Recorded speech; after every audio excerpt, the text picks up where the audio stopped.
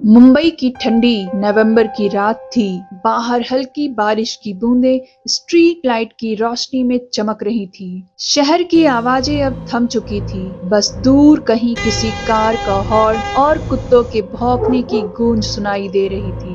रोहन का नया फ्लैट भी अभी कुछ ही हफ्ते पहले मिला था, शहर के एक पुराने लेकिन शांत इलाके में, जिसे देखकर लगा था कि अब जिंदगी थोड़ी संभल जाएगी। लेकिन उस रात कुछ ऐसा हुआ जिसने सब कुछ बदल दिया। रोहन देर रात तक लैपटॉप पर काम कर रहा था। कमरे में बस टेबल लैंप की हल्की पीली रोशनी थी।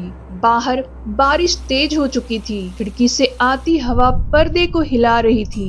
वो कॉफी का मग उठाने ही वाला था कि बिजली अचानक चली गई। कमरे में अंधेरा फैल गया। रोहन ने मोबाइल की टॉर्च ऑन की और कमरे के कोने में रोशनी डाली। सब कुछ सामान्य था, बस दीवारों से टकराती हवा की सीटी जैसी आवाजें आ रही थी। फिर भी दिल के भीतर एक अजीब बेचैनी थी, जैसे वो कमरे में अकेला ना हो। कुछ सेकंड बाद ही दरवाजे पर किसी ने दस्तक दी। रोहन चौंका। रात के 3 बज चुके थे। वो धीरे से उठा, दरवाजे की तरफ गया। इतनी रात को कौन होगा, उसने मन ही मन सोचा। उसने पीप होल से झांका। बाहर कोई नहीं था, सिर्फ गलियारे की टिमटिमाती लाइट और फर्श पर गिरती पानी की बूंदें। वो धीरे धीरे पीछे मुड़ा, लेकिन तभी दोबारा वही दस्तक, इस बार ज्यादा भारी आवाज में। उसका दिल तेजी से धड़कने लगा। उसने फिर झांका और इस बार जो दिखा उससे उसके होश उड़ गए। बाहर वही खड़ा था जो अंदर था। वही चेहरा, वही बाल, वही कपड़े, खुद रोहन। उसने झटके से पीछे कदम लिया। दिल की धड़कन इतनी तेज हो गई कि उसे अपने कानों में खुद की धड़कन सुनाई दे रही थी। वो हिल नहीं पा रहा था। दरवाजे के दूसरी ओर खड़ा वो शांत था, बस उसकी सांसें शीशे पर धुंध बना रही थी। रोहन ने आंखें मलकर देखा, पर वो परछाई अभी भी वही थी। धीरे धीरे पीप होल से नजर हटाकर वो पीछे गया और सोफे पर बैठ गया। शरीर पसीने से भीग चुका था। लाइट अभी तक नहीं आई थी। कमरे में सिर्फ मोबाइल की टॉर्च की ठंडी रोशनी थी, जो हवा से कांप रही थी। वो खुद से कह रहा था कि ये सब उसका भ्रम है। थकान या तनाव की वजह से उसने कुछ गलत देख लिया होगा। लेकिन तभी कुछ अजीब हुआ। टेबल पर रखा मोबाइल फोन अपने आप वाइब्रेट होने लगा। स्क्रीन पर अननोन नंबर चमक रहा था। रोहन ने कांपते हाथों से फोन उठाया। स्क्रीन पर लिखा था, डोर पे मैं हूँ। फोन उसके हाथ से छूट गई और जमीन पर गिर गई। उसने खुद को संभाला और देखा, दरवाजे की छाया अब दीवार पर पड़ रही थी, जैसे कोई अभी भी वहाँ खड़ा हो। बारिश अब और तेज हो गई थी। कमरे की दीवारें नमी से भरी थीं और घड़ी में फिर वही समय। रोहन को अचानक याद आया, जब उसने ये फ्लैट लिया था तब बिल्डिंग के गार्ड ने कुछ कहना चाहा था, सर ये वाला रूम पहले। लेकिन रोहन ने उसकी बात बीच में ही काट दी थी। उसे लगा था शायद बिजली पानी की शिकायत होगी। वो कभी जान ही नहीं पाया कि इस फ्लैट में पहले क्या हुआ था। अब उसे वो अधूरी बात याद आ रही थी और वो महसूस कर रहा था कि शायद वो बात किसी तरह उसके पास लौट आई है। रोहन ने हिम्मत करके फिर पीप होल से देखा। इस बार गलियारा खाली था। वो कुछ सेकंड तक यूं ही देखता रहा, फिर धीरे धीरे दरवाजे के पास झुका और फर्श पर पानी के निशान देखे। नंगे पैरों के गीले निशान, जो दरवाजे से शुरू होकर उसके कमरे की तरफ बढ़ते जा रहे थे। मतलब जो बाहर था अब वो अंदर आ चुका था। फर्श पर पड़े गीले निशानों को देखकर रोहन का पूरा शरीर सिहर गया। हर कदम के साथ वो निशान और अंदर तक जा रहे थे, सीधे कमरे के बीचों बीच तक। वो धीरे धीरे पीछे हटने लगा। दिल की धड़कन इतनी तेज थी कि ऐसा लग रहा था जैसे वो खुद उसके कानों में चीख रही हो। कमरे की हवा अब बहुत ठंडी हो चुकी थी, जैसे किसी ने अचानक एसी को पूरी स्पीड पर चला दिया हो। लेकिन लाइट तो गई हुई थी। दीवारों पर टॉर्च की रोशनी कांप रही थी।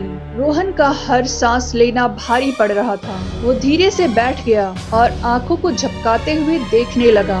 वो निशान अब धीरे धीरे मिटने लगे थे, जैसे किसी ने उन्हें जानबूझकर पोंछ दिया हो। फर्श सूखा था, लेकिन हवा में एक सीलन, एक अजीब दुर्गंध थी, मानो कोई चीज बहुत समय से सड़ रही हो। रोहन के मन में अब सिर्फ एक सवाल था, क्या वो अकेला है या नहीं? उसने हिम्मत जुटाई और दरवाजा खोला। बाहर गलियारा खाली था, बस दीवार पर लगी ट्यूबलाइट झिलमिला रही थी। वो सीढ़ियों के पास गया, नीचे तक सन्नाटा था। फिर उसकी नजर दरवाजे के ऊपर वाले कोने में पड़ी। वहाँ एक छोटा काला निशान था, जैसे किसी ने जलती हुई उंगली से दीवार को छुआ हो।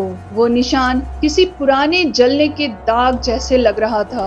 रोहन का दिल बेचैन था।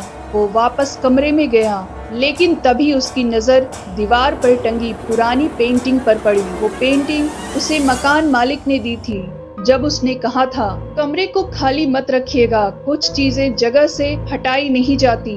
रोहन ने तब उस बात पर ध्यान नहीं दिया था। अब उस पेंटिंग में कुछ अलग दिख रहा था। धूल के बीच उस फोटो में एक आदमी खड़ा था, जो बिल्कुल उसी जैसा था। वही चेहरा, वही कद, वही आंखें। बस उसके पीछे दीवार पर लिखा था रोहन के फ्लैट का नंबर। वो धीरे धीरे पीछे हटा। हर चीज उसे एक दूसरे से जुड़ी लग रही थी। वो फोन उठाकर गूगल पर उस बिल्डिंग का नाम टाइप करने लगा।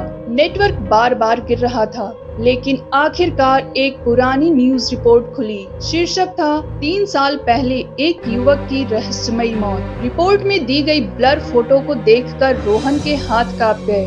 वो फोटो उसी जैसे किसी इंसान की थी, वही चेहरा, वही शर्ट, वही आंखें। रोहन की आंखें फैल गईं। क्या वो इस फ्लैट में अकेला नहीं, बल्कि उसी शख्स की जगह रह रहा है जो यहाँ मरा था? क्या वो शख्स खुद वही है? दरवाजे पर वही दस्तक हुई, धीमी, ठंडी, लेकिन इस बार बहुत करीब से।